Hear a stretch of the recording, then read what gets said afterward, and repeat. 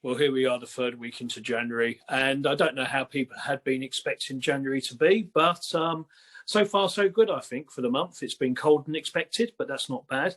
But as we sort of move on, one of the things that's becoming quite clear to me is that we are sort of heading towards an end game in the whole vaccine thing, an end game to the whole isolation that has been such a difficult thing for our nation. And I believe being ready involves preparing for that end. Now, we don't know exactly when that end's going to be.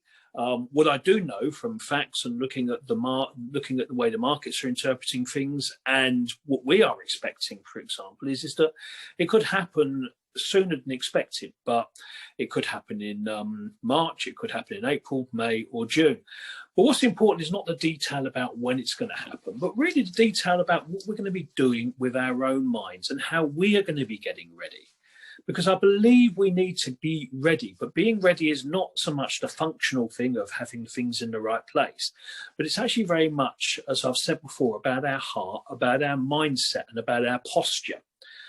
If you're ready before a game, when I was at school, we used to have to play American football, and I wasn't particularly big, so I had to be fast. But actually, most of it was actually about stop-start. If you know American football, it's a very, very stop-start kind of game. And you often had to have your posture right. You didn't know what was going to happen. You didn't know whether the ball was going to go one way or the other. But you had to have your posture right and be ready for whatever was going to happen.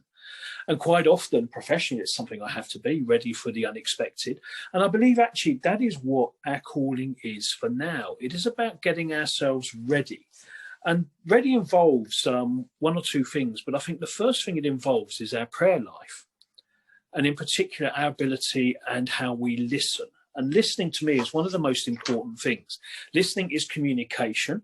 If anybody remembers an old song by Mike and the Mechanics, and it was in the words went, you can listen as well as you hear. Because half the problem with listening is that it is a form of communication, but half the problem is that people have their ears open, but they're not taking on board what is being said. I get incredibly frustrated when I'm trying to talk to someone and they keep saying, I know, or something like that back to me.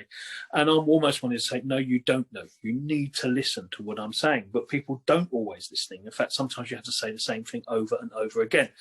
We know God had that problem with the prophets. So I've been spending a lot of times, we spend a lot of time looking at Isaiah and about justice. God constantly saying, I want justice, I want this, I want that. People not listening to what God was saying and carrying on their own way. And prophet after prophet came, as we know.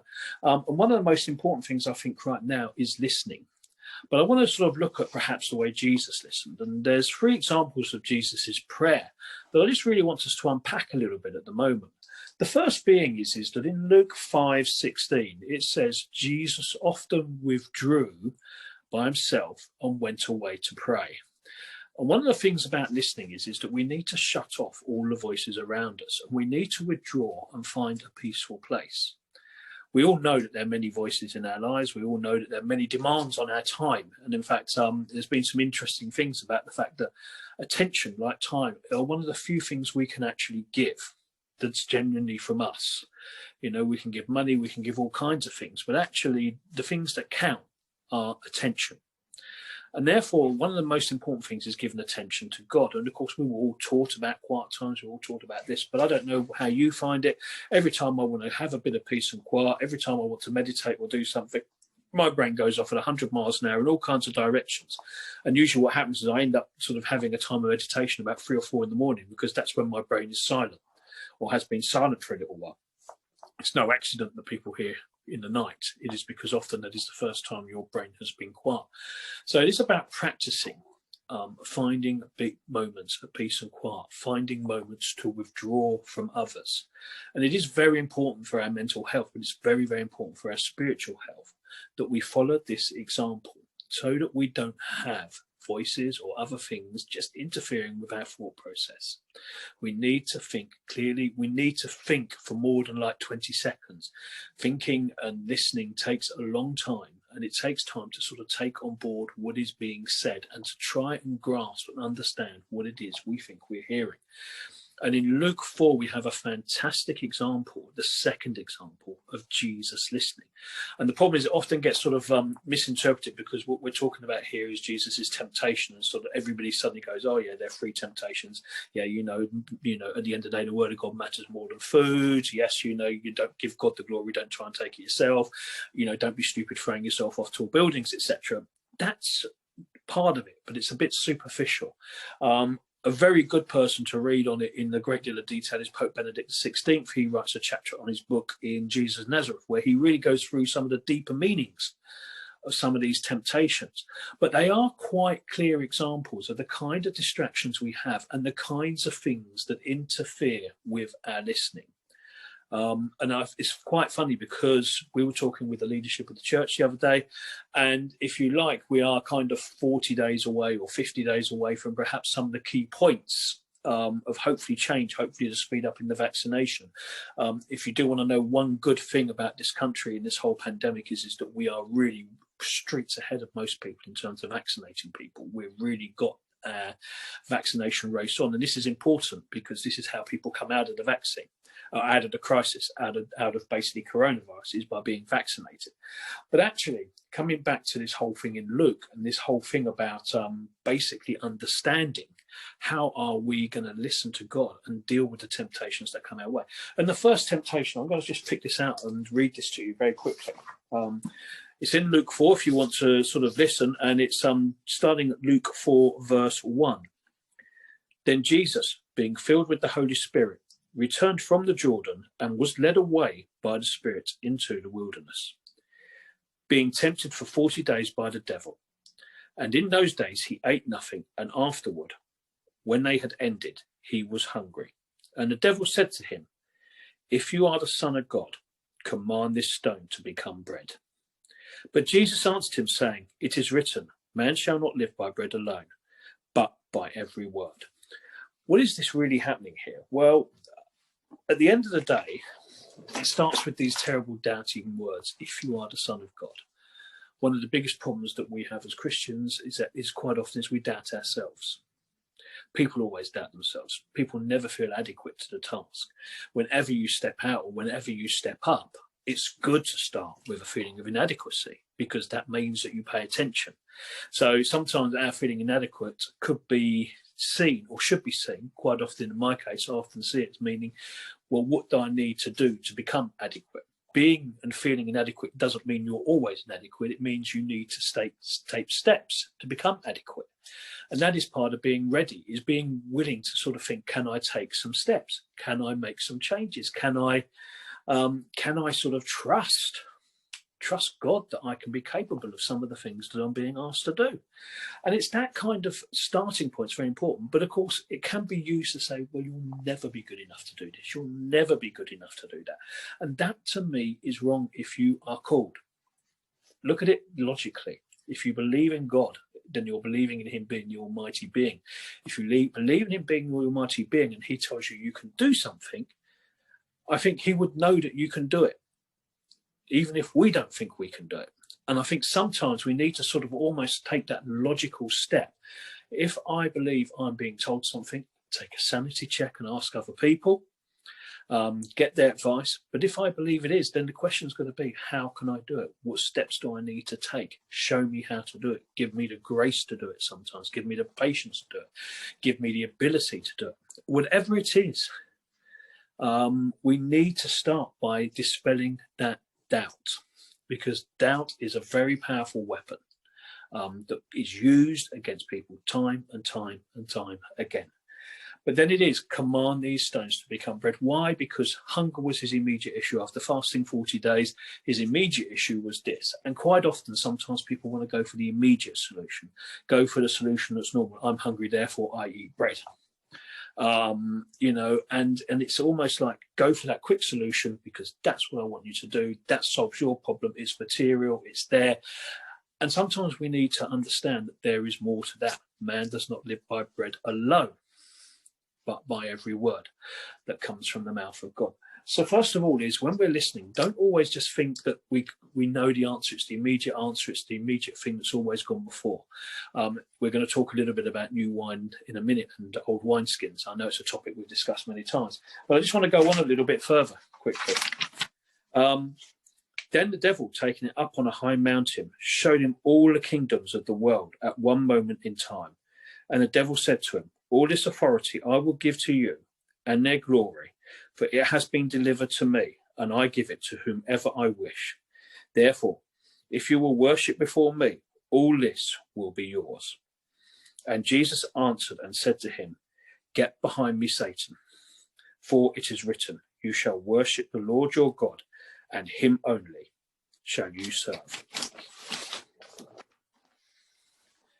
One of the things that often happens, back in the 90s, people often talked a lot about vision. It became the big thing. You know, there's a vision for the church. You're going to have a vision for your life. You must have this vision, that vision, serve this, serve that.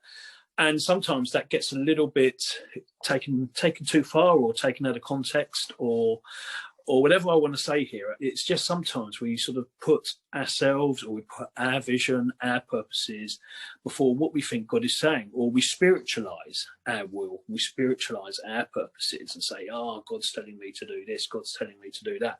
I think we've all seen it. I've seen it lots and lots of times in the past, and probably have been guilty of it myself as well, where you think, no, actually this is what I want to do, and I don't feel I'm called to do that because I don't want to do that. I don't feel I'm called to go and serve the children, because, I'm called to do something higher over here. Or I don't think, I did not want to be a finance person in the church. I hate finances. I hate admin with a vengeance. Anyone knows me, anything to do with administration is just despised by me. I am not an admin person. But for years I did it because God told me to do it. He gave me the ability to do it because I'm not an accountant. I know how to tear accounts apart. I'm not really into specialising in building them up. But I felt there was a time when I was asked to do it, and I felt it was what God was asking me to do, and I did it despite myself, despite the fact I didn't think this is what I'm cut out to be. This is not my vision or anything else. But it was the right step of obedience at that time. And I think sometimes we've got to stop letting ourselves be deceived, or letting ourselves follow things because we think it's our vision or our way. And this is what the devil was trying to do here. At the end of the day, Jesus knew he was going to rule the world, but he wasn't going to do it that way. He was going to do it God's way. We may have the vision, we may have the long goal, but the short goal is God's way. The next direction is God's way. And often when we're listening, I think it's so important that we listen to God and not dismiss, because the devil will try to put in his thoughts and say, do it this way, do it my way, when in fact we have to do it God's way. And then finally, we have this final part here. And it is, then he brought him to Jerusalem, the center of religious life, the high point, and put him on the pinnacle of the temple, probably the highest place around at the time, and said, if you are the Son of God, throw yourself down from here, for it is written, he shall give angels charge over you to keep you, and in their hands they shall bear you up, lest you dash your foot against a stone. And Jesus answered him and said, you shall not tempt the Lord your God. Now, when the devil had ended the temptation, he departed from him until an opportune time. So in other words, again, another request, speed up, do it now, do it quickly. Come on, show your glory, show it now, do the wonder things now, do the big things right now, timing. It was, we knew that Jesus was going to show wonderful things. We knew that Jesus was going to be lifted up in the highest place in Jerusalem, not quite how we expected. But the fact is that there's a temptation to do things in a hurry. And I'm going to come to that point in a second, because we're going to talk a little bit about Abraham. But there's some interesting phrases here. If you remember, the first temptation, it says, if you are the Son of God. When Jesus was hanging on the cross, what did the Pharisees say to him? And what did the people crucifying say to him? Said, if you are the Son of God, come down. In other words, that doubt will often try and take us away from the ultimate goal. After all, we needed Jesus on that cross. We needed that death. We needed that thing to happen. And right at the very end, so right at the very beginning of his ministry, right at the very end, there's, if you are the Son of God. And throughout his ministry, constantly people saying, are you the Son of God? If you are the Son of God, blah, blah, blah. So it's a frequent thing. It's a constant temptation. It is a constant attack phrase that we will get. The second one, get behind me, Satan, is Jesus' reply to these things. It's the reply he gave to Peter when Peter tried to stop him from going to Jerusalem, tried to say, this shall not happen to you. So in other words, we see that phrase there at the beginning and constantly used again, constantly that response, get behind me, Satan. And I think as we start to go round and think about it, we've got to understand that you will constantly have your time of listening interrupted and your time of doing interrupted by these kinds of accusations. But why is timing so important? Well, timing is so important because we have to understand that we are part of God's plan. So the second thing, not only is it important to listen, but it's important to wait and to prepare. And I sort of mentioned at the beginning there the story of Abraham, because Abraham, as we know, struggled with one thing in his life, and that was childlessness. Him and Sarah were without child. They were very old. And yet he had these promises, and these promises involved future generations. And so he spent his life in this tension that has often been referred to in the church, and one that I strongly believe in, which is between the promise and the now. Here and now we're not seeing things, but there are the promises of things. And then in Genesis chapter 18, we have this wonderful story. Abraham is sort of sitting, resting under his tree. 3 people turn up. He recognizes them as God, and he sort of entertains them. And then they talk to him. And then if you just pick this up in Genesis 18, verse 11. Now, Abraham and Sarah were old, well advanced in age, and Sarah had passed the age of childbearing. Therefore, Sarah laughed to herself, saying, after I have grown old, shall I have the pleasure, my Lord being old also? And the Lord said to Abraham, why did Sarah laugh, saying, surely I will bear a child, since I am old? It's anything too hard for the Lord. At the appointed time, I will return to you according to the time of life, and Sarah shall have a son. In other words, Sarah found the promise that the Lord said of them having a child almost too much to bear. And the Lord said, look, it will happen in my time, in my timing. And that was coming back to that third temptation, timing, understanding that God works in his time. And it's important because there is so much happening. We know the phrase that God is doing more behind your back than in front of your face. In front of your face, we know that the frustration sometimes of waiting. Many of us here in the church have been long in the tooth, long enough to know that God doesn't do things in our time scale, long enough to have experienced frustrations in the past. And yet, we're called to constantly have that faith. We're called to have this wonderful thing called hindsight. And of course, hindsight is a wonderful thing. When we look back, we can say, yes, I could see, I'm glad that didn't happen then, that didn't happen then. Well, once again, if we believe in God and who he is and that he is the Almighty, he has not just hindsight, he has foresight, he has every sight. And therefore, you have to believe you are fitting into the bigger picture of things. I was very, very frustrated for many, many years, and I used to constantly get this prophecy from people saying, "Don't worry, God is realigning things. You know, you're part of something. He's going to realign you." In fact, I once promised I'd realign the next person that prophesied that over me. I got frustrated and waiting for it, and yet I saw it start to happen years ago. Suddenly people turned up in the church, and I thought they were people I could really want to do life with, people I could really do business with. Suddenly the places became, were being sort of laid open to me. Suddenly this was being laid open to me. And over the years, we've seen many of those promises come to being. But as I said, that's with hindsight. And as we look at the promises for the future, and we firmly believe, we have visions and we have dreams for the future. We lay them down, but at the same time, we pick them up again when God says it is the right time. But we've sort of seen glimpses of what we think will be the future.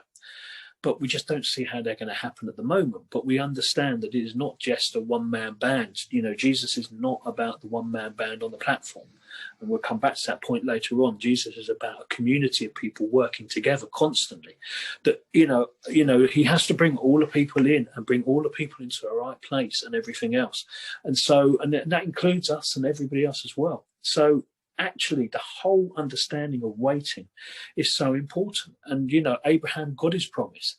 But the fact of the matter is that, you know, Jesus often gave us promises, and we have prophecies in the Old Testament that came true. We have prophecies in the New Testament, and we see some of them come true. But actually, one of the most wonderful things I think happens is when Jesus talked about the future, he often gave us bits of advice. You know, one of his most important prophecies was about the destruction of the temple.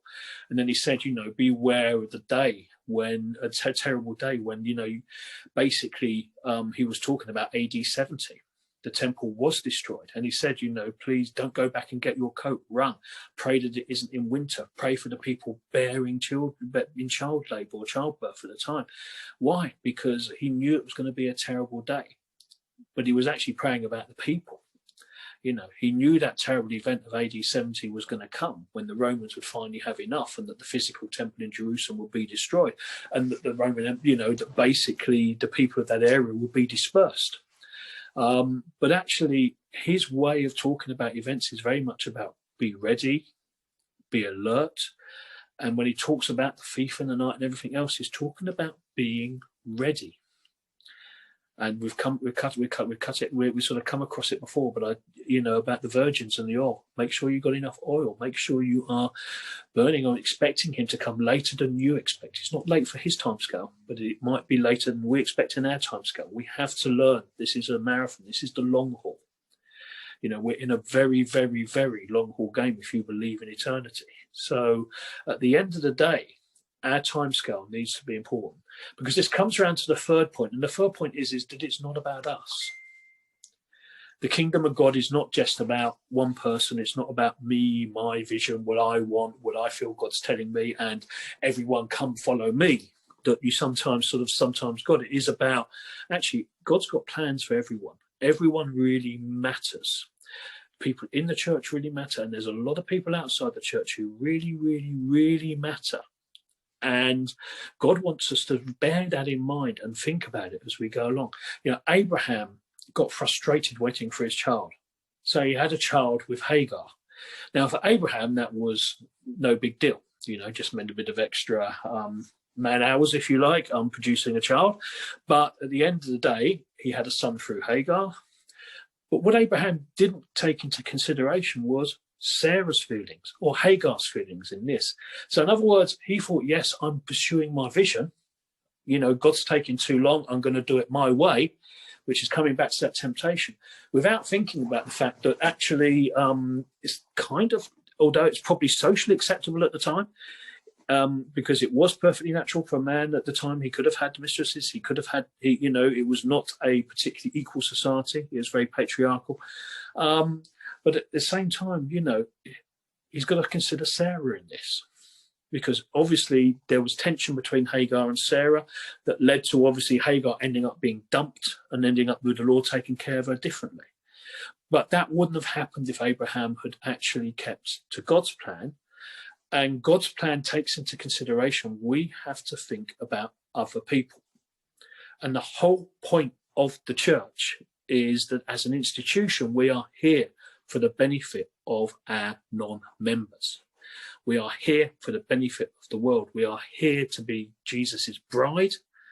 And it is not just about us, but it is about the impact we have on the world around us and the people around us. And right now, you know, people are talking about coronavirus. They're talking about the effects it's had on people. You know, there hasn't been the grieving. There hasn't been the ability for people to grieve. You know, people, if they die, it's just been, you know, they just had to get on with things. You know, as a church, we need to be there for the people who are grieving. We need to be there for the people who are suffering. And I think the third time we see Jesus pray in the Gospels is just before Gethsemane. And it's brilliantly mapped out in John chapter 17. Because said, you know, there are 3 times we see Jesus listening to God or communing with God. And in this time, this is a little bit more of a dialogue of Jesus to God rather than God to Jesus. But I think it's a very clear template for us. Jesus prays for himself, first of all.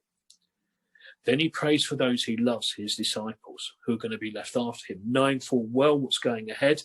His first part of the prayer, give me the strength. You know, first of all, really, I don't want to do it, God. But then secondly, if I have to do it, then give me the strength to do it.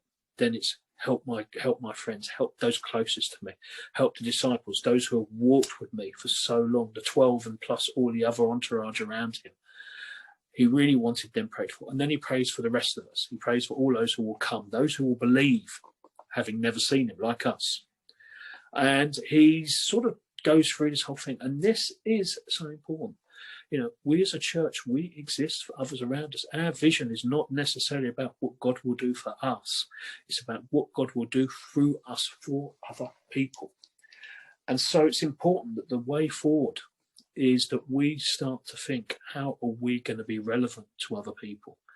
One of the greatest things, and Dallas Willard and many others picked this up, but I particularly like the way Dallas Willard picked this up. Jesus began his ministry not in Jerusalem, not in the center of religious life, but out in Galilee. And if you read N.T. Wright, or if you read Dallas Willard and you pick up on this stuff, it's very important to understand. He went where the poor were. He went where the needy were. He went where the oppressed were. He didn't go to the capital where the rich were. He didn't go where those who had it were. He would finish up there. But he didn't start in the church. He started out where the people were in pain. And he started out with messages that were relevant and bringing hope and bringing love to those people out there. And I just feel that right now we're coming back to that situation where we don't need to be speaking judgment. We don't need to be speaking harshness. We need to be speaking God's love to people out there, because this whole thing, it's going to start basically with us being the people that Jesus wants us to be. And I believe that before we really hit the spring, or whenever the virus ends, we need to be spending time preparing our hearts. And so we are going to be rereading the Draw to Circle book, just as part of a 40-day program, just to sort of get our own hearts and minds back into thinking, where do we want to go as a church? What do we want to be doing as a people? We have a genuinely open mindset right now. Things of the past don't have to be things of the future. The way we did things, you know, we're laying it all open to God. We're saying, this is not, God, take us back to December 2019 or March 2020 before the virus. It is not those kinds of prayers. Our prayer is, God, what do you want us to be doing in the summer of 2021? Where do you want us in December 21? Where do you want us in December 22? Who is out there that you want us to meet? How do we go out there to meet? But actually, even before we start those things, before we start asking those questions, you know, my prayer is simply this: I want to be as much pure Jesus as I can be in my ability, in my structure, in anywhere else, so that when I go out there, I am as close as I can possibly be. Because I don't know what the next move is going to be. I don't know the dates. We don't know the time. We never will know. You know, it's subject to all kinds of things. I believe God is in control, but God is not a minute puppet master. He knows everything and can do anything and does get involved in everything. But actually, what he's really looking for are people whose hearts are in the right place. And to get our hearts in the right place right now, my prayer is this: that I become pure Jesus. I have a heart that is full of love for him, a heart full of love for the people around me, and just start listening for those voices, listening for what should we be doing? How can we touch the needs of those around us? And starting with that thing, I'm praying for myself. I'm praying very hard that my heart is right, that my attitudes are right. I'm asking for anything that needs changing to be changed. But then I'm praying very much for the people we love, for the people around us, for the church, that God is doing the same in the church, that God is guarding hearts, guarding mindsets, guarding families, as he does in John 17, and that he's getting them right. And then I'm praying in faith for how we grow and how we go out and how we touch the rest of the world, how we can be such a positive influence in 2021, because halfway through 2021, I believe the world will be very different. And I believe at the end of 2021, the world will be even more different. I can't tell you how, and I know that's saying the obvious in one sense, but what we're going to do is get ourselves ready now. And that starts with listening to God. So let's not waste the time being hunkered down and bunkered down and everybody else saying, oh, got another 4 weeks of lockdown or whatever. And, I don't like the news on a good day because I just find it so sort of depressing. And, I don't have the highest opinion of journalism, if I'm really honest to you, because, it's all just so negative. And we can get caught up in that negative mindset. We can get caught up with, I've got to survive another 4 or 5 weeks of lockdown, maybe another 6, 7, 8 weeks of lockdown. Who knows? I've got 4, 5, 6, 7, 8 weeks to prepare myself, to prepare my heart, to get ready. And I really pray that we take that mindset. There is going to be something far, far better coming quite soon. But if we've got to get ourselves ready for it, we will be surprised. And I think we've got to be ready to be surprised. And it's not about setting preconditions. So I'm praying, blow away those preconditions.